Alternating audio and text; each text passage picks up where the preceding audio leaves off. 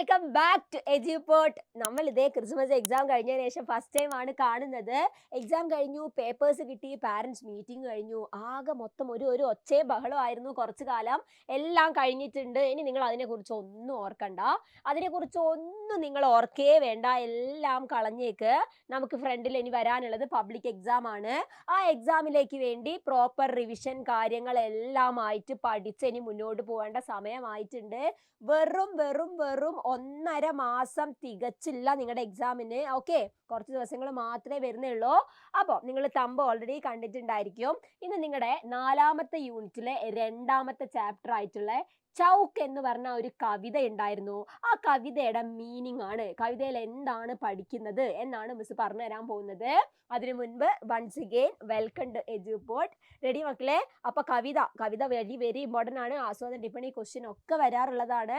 നിങ്ങൾക്ക് കഴിഞ്ഞ എക്സാമിന് ക്വസ്റ്റ്യൻ ചോദിച്ചിട്ടില്ലാത്തതിനാൽ പബ്ലിക് എക്സാമിന് ഏറ്റവും കൂടുതൽ ക്വസ്റ്റ്യൻ എക്സ്പെക്ട് ചെയ്യാവുന്ന ഒരു ക്വസ്റ്റ്യൻ ആയിരിക്കും ഏത്? ചൗക്ക് എന്ന് പറഞ്ഞിട്ടുള്ള കവിത. ആരാണ് എഴുതിയത്? ആലോക് ധൻവ എന്ന് പറഞ്ഞിട്ടുള്ള ഒരാളായിരുന്നു ചൗക്ക് എന്ന് പറഞ്ഞിട്ടുള്ള കവിത എഴുതിയിട്ടുണ്ടായിരുന്നത്. പിക്ചർ ഒന്ന് നോക്കിക്കേ. നിങ്ങൾക്ക് പിക്ചർ കാണുമ്പം ഏകദേശം ഒരു ഓർമ്മ വരുന്നുണ്ടായിരിക്കും അല്ലെ? പിക്ചർ എന്തൊക്കെയോ പഠിച്ചിട്ടുണ്ടായിരുന്നു. ആ ശരിയാണ്. ചൗക്ക് എന്ന് പറഞ്ഞാൽ എന്താണ്? ചൗക്കിന്റെ മീനിങ് എന്താണ്? ജംഗ്ഷൻ എന്നാണ്. ഓക്കെ, സൗണ്ടിന് ചെറിയൊരു പ്രോബ്ലം ഉണ്ട്, പ്ലീസ് എക്സ്ക്യൂസ്. ഓക്കെ, ചൗക്ക് എന്ന് പറഞ്ഞാൽ ജംഗ്ഷൻ എന്നാണ് അർത്ഥം. ജംഗ്ഷൻ എന്ന് പറഞ്ഞാൽ എന്താ? രണ്ട് സൈഡിൽ നിന്ന് റോഡ് വരുന്നുണ്ട്, അപ്പുറത്തെ രണ്ട് സൈഡിൽ നിന്നും റോഡ് വരും, എല്ലാം കൂടെ ഒരു ജംഗ്ഷനകത്ത് ഇങ്ങനെ ടച്ച് ചെയ്യുമല്ലോ. അതാണ് എന്ത് ജംഗ്ഷൻ എന്ന് പറയുന്നത്. നിങ്ങൾക്ക് അറിയാവുന്ന കാര്യമാണ്. അത്തരത്തിലുള്ള ഒരു ജംഗ്ഷൻ, അതിന്റെ എന്തൊക്കെയോ ഓർമ്മകളെ കുറിച്ചിട്ടാണ് കവിയായിട്ടുള്ള ആലോക് ധൻവ എഴുതിയിരിക്കുന്നത്.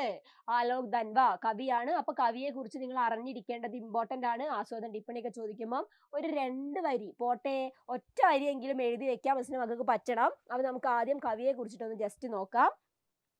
നോക്കിയേ, ആദ്യം എന്താണ്? കവി ജനിച്ചിരിക്കുന്ന വർഷങ്ങളും കാര്യങ്ങളാ പറഞ്ഞിരിക്കുന്നത്. ബീഹാറിലാണ് അദ്ദേഹം ജനിച്ചിരിക്കുന്നത്. അതൊന്നും നിങ്ങൾ പഠിച്ചു വെച്ചോളന്നില്ല, അതൊന്നും നിങ്ങൾ എഴുതണ്ട. ഓക്കെ, പിന്നെ അദ്ദേഹത്തിന്റെ ആദ്യത്തെ കവിതയാണ് ഏത്? ജനതാ കാ ആദ്മി എന്ന് പറഞ്ഞിട്ടുള്ള 1972 കവിതയാണ് അദ്ദേഹത്തിന്റെ ആദ്യത്തെ കവിത. പിന്നെ എന്താ പറഞ്ഞിരിക്കുന്നത്? ദുനിയാ റോസ് ബൻതി ഹേ എന്ന് പറഞ്ഞിട്ടുള്ളത് എന്താണ്? അദ്ദേഹത്തിന്റെ ആപ്കാ കവിതാ സംഗ്രഹ് ഹേ, അദ്ദേഹത്തിന്റെ കവിതാ സംഗ്രഹമാണ്. കവിതാ സംഗ്രഹം എന്ന് പറഞ്ഞാൽ ഒരുപാട് കവിതകൾ ഉണ്ടായിരിക്കും അതില്. ആ ഒരുപാട് കവിതകളിലെ ഒരു കവിതയാണ് നമുക്ക് പഠിക്കാനുള്ള ചൗക്ക് എന്ന് പറഞ്ഞിട്ടുള്ളത്. ഈ കവിത കണ്ടോ? ചൗക്ക് ഈ സംഗ്രഹ് കി കവിത ഹേ, ഇതിലുള്ള ഒരു കവിതയാണ്. പിന്നെ അദ്ദേഹത്തിന്റെ കുറച്ച് അദ്ദേഹം എഴുതിയിട്ടുള്ള രചനകളും കാര്യങ്ങളും അദ്ദേഹത്തിന്റെ കുറച്ച് വർക്കുകളൊക്കെയാണ് ഇവിടെ പറഞ്ഞിരിക്കുന്നത്. കണ്ടോ? കോമട്ട് കൊടുത്തിട്ടുണ്ട്. അദ്ദേഹത്തിന് ലഭിച്ചിട്ടുള്ള അവാർഡ്സ് ആണ്. ഓക്കെ, അദ്ദേഹത്തിന്റെ അവാർഡുകളാണ് ഇവിടെ കൊടുത്തിട്ടുള്ളത്. റെഡി ആണല്ലോ? സെറ്റ് അല്ലേ? ഇനി നമ്മൾ കാര്യത്തിലേക്ക് പോവാണ്. എന്താണ് ആ ചാപ്റ്ററിൽ പഠിക്കുന്നത്? റെഡി മക്കളെ? അപ്പൊ മിസ് പറഞ്ഞുതരാം, ശ്രദ്ധിച്ചു കേട്ടോളൂ. ഇമ്പോർട്ടന്റ് ആണ്. പബ്ലിക് എക്സാമിന് ഏറ്റവും കൂടുതൽ ക്വസ്റ്റ്യൻ എക്സ്പെക്ട് ചെയ്യാൻ പറ്റുന്ന ഒരു ചാപ്റ്റർ ആണ് ചൗക്ക് എന്ന് പറയുന്നത്. റെഡി ആണല്ലോ? നോക്കിയോളൂ. ശ്രീ ആലോക് ധൻവ കി കവിത ഹേ ചൗക്ക്. ആലോക് ധൻവയുടെ കവിതയാണ് ചൗക്ക് എന്ന് പറയുന്നത്. ഇസ്മേ കവി സൂചിത് കർണ ചാഹത്തെ ഹേ കി बचपन में हमें जो प्यार और अच्छाई का अनुभव मिलता है वह जीवन के अंत तक हमारे साथ रहता है. ആലോക് ധൻവയുടെ കവിതയാണ്. അദ്ദേഹം ഇതിൽ എന്താണ്? ഇസ്മേ, ഇതിൽ കവി സൂചിത് കർണ ചാഹത്തെ ഹേ, കവി എന്താണ് ഇതിൽ പറയാൻ വേണ്ടിയിട്ട്, സൂചിപ്പിക്കാൻ വേണ്ടിയിട്ട് ആഗ്രഹിക്കുന്നത്? കി എന്ന് പറഞ്ഞാൽ ലെഫ്റ്റ് സൈഡിലേക്ക് വള്ളി ഇട്ട് കഴിഞ്ഞാൽ എന്തെന്നാൽ, എന്താണ് കവി പറയാൻ വേണ്ടിയിട്ട് ആഗ്രഹിക്കുന്നത് ഈ കവിതയില്? बचपन में हमें जो प्यार और अच्छाई का अनुभव मिलता है वह जीवन के अंत तक हमारे साथ रहता है എന്നാ പറഞ്ഞിരിക്കുന്നേ? ബച്പൻ, കുട്ടിക്കാലത്ത് നമുക്ക് ലഭിച്ചിട്ടുള്ള സ്നേഹത്തിന്റെയും അച്ചായിക്ക അനുഭവം, അച്ചായി എന്ന് പറഞ്ഞാൽ നല്ലത്, അതായത് നന്മ. ഓക്കെ, നമുക്ക് ലഭിച്ചിട്ടുള്ള സ്നേഹത്തിന്റെയും നന്മയുടെയും ഒക്കെ നമുക്ക് ലഭിച്ചിട്ടുണ്ട്. അതെന്താ പറഞ്ഞിരിക്കുന്നേ? ജീവൻ കെ അന്ത് തക് ഹമാരെ സാത്ത് രഹ്താ ഹേ, ആ ലഭിച്ച സ്നേഹവും നന്മയും ഒക്കെ ജീവിതത്തിന്റെ അന്ത്, അതായത് അവസാനം വരെ നമ്മുടെ കൂടെ തന്നെ നിൽക്കുന്നതാണ് എന്നാണ് കവി പറയുന്നത്. നെക്സ്റ്റ് ഓരോ എണ്ണം നോക്കിക്കോളൂ. कवि के बचपन में वे कुछ स्त्रियों के साथ स्कूल जाते थे. ഇനി കവിതയിലേക്ക് കവിതയുടെ കാര്യങ്ങൾ പറയാണ്. കവി കുട്ടിക്കാലത്ത് ബച്പൻ എന്ന് പറഞ്ഞാൽ എന്താണ്? കുട്ടിക്കാലമാണ്. ഓക്കെ, ബച്പൻ കുട്ടിക്കാലം. ഓക്കെ, കവി കുട്ടിക്കാലത്ത് എന്താ ചെയ്തിട്ടുണ്ടായിരുന്നത്? കുछ സ്ത്രീയോं के साथ സ്കൂൾ ജാത്തെ थे. കുറച്ച് സ്ത്രീകളുടെ കൂടെ ആയിരുന്നു സ്കൂളിലേക്ക് പോയിക്കൊണ്ടിരുന്നത്. ഉൻഹോനെ കവി കോ ചൗക്ക് പാർ കർന സിഖായ. ഉൻഹോനെ എന്ന് പറഞ്ഞാൽ അവർ എന്നാണ്.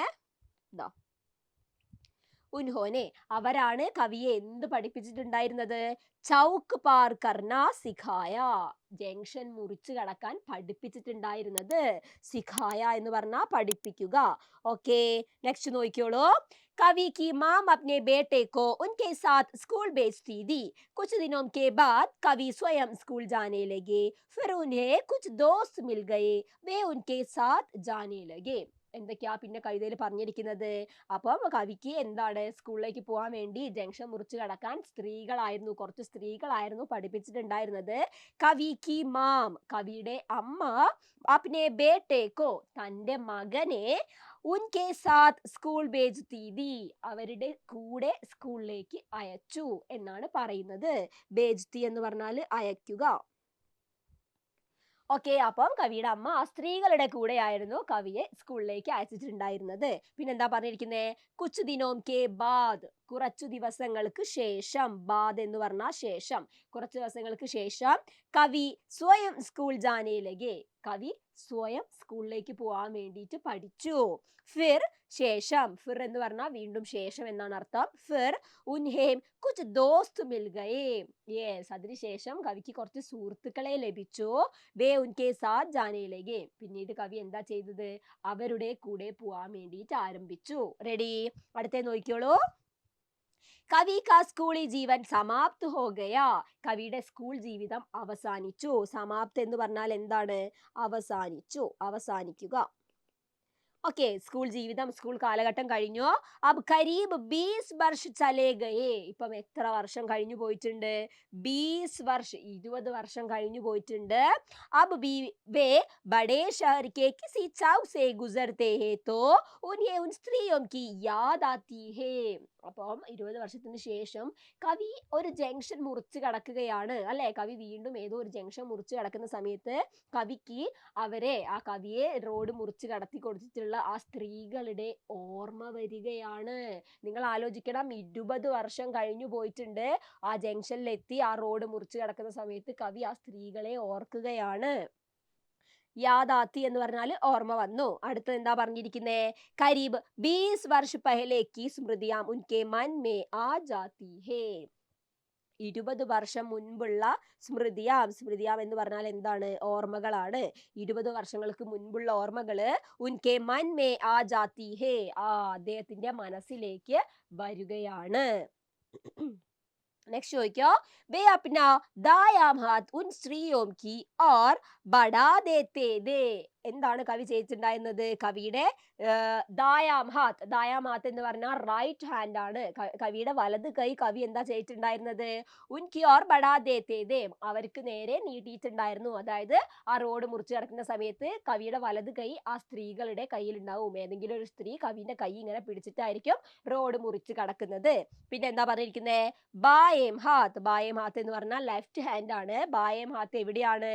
ബായേ ഹാത്ത് മേ സ്ലേറ്റ് ബി സംഭാൽത്തേ ദേ, ലെഫ്റ്റ് കൈയില് സ്ലേറ്റ് ഇങ്ങനെ ചേർത്ത് പിടിച്ചിട്ടുണ്ടായിരുന്നു. വലത് കൈ ഇങ്ങനെ കൈ പിടിച്ചിട്ടുണ്ട്, ഇടത് കൈയില് ഇങ്ങനെ സ്ലേറ്റ് പിടിച്ചിട്ടുണ്ടായിരുന്നു. ലാസ്റ്റിലേക്ക് നോക്കിയോളൂ. ഇതനെ സാലോം കെ ബാദ് ബി ഉൻ മഹിളാओं की यादें कवि के मन में बनी हुई है. उनका मन कृतज्ञता से भर जाता है. എങ്ങനെയാണ് അവസാനിപ്പിക്കുന്നത്? ഇത്തനേ സാലോം കെ ബാദ്, ഇത്രയും വർഷങ്ങൾക്ക് ശേഷം പോലും ഇത്രയും വർഷങ്ങൾക്ക് ശേഷം പോലും ഉൻ മഹിളാओं की यादें കവി की मन में बनी हुई है. ആ സ്ത്രീകളുടെ ഓർമ്മ കവിയുടെ മനസ്സിൽ നിറഞ്ഞിരിക്കുന്നുണ്ട്.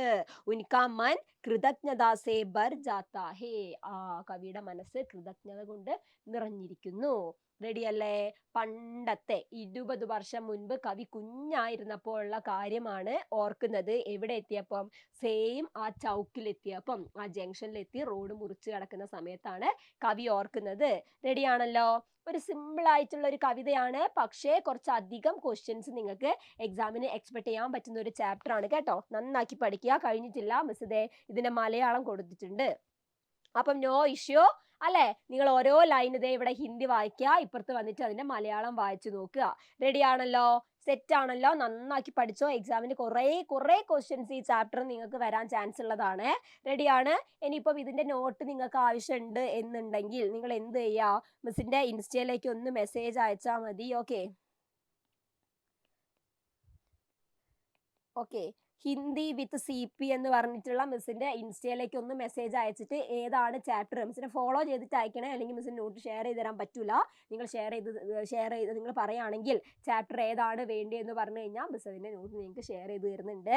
റെഡി മക്കളെ? അപ്പോൾ പബ്ലിക് എക്സാമിന് വേണ്ടിയിട്ടുള്ള റിവിഷൻ നിർബന്ധമായിട്ടും നിങ്ങൾ സ്റ്റാർട്ട് ചെയ്യേണ്ട സമയം അതിക്രമിച്ചിട്ടുണ്ട് അല്ലെ? സമയം കഴിഞ്ഞു പോയിട്ടുണ്ട്. അപ്പം തീർച്ചയായും റിവിഷൻ തുടങ്ങാത്ത ആൾക്കാരാണെങ്കിൽ പഠിച്ചു തുടങ്ങുക. നമ്മുടെ എജുപോർട്ടിന്റെ ആപ്പിൽ റിവിഷൻ ഓൾറെഡി സ്റ്റാർട്ട് ചെയ്തിട്ടുണ്ട്. നിങ്ങൾക്ക് ജോയിൻ ചെയ്യണമെങ്കിൽ ഇതേ നമ്മൾ നമ്മുടെ കമന്റ് ബോക്സിൽ ലിങ്ക് കൊടുത്തിട്ടുണ്ട്. നിങ്ങൾ ക്ലിക്ക് ചെയ്ത് കഴിഞ്ഞാൽ ഡീറ്റെയിൽസും കാര്യങ്ങളും എല്ലാം പറഞ്ഞു തരും.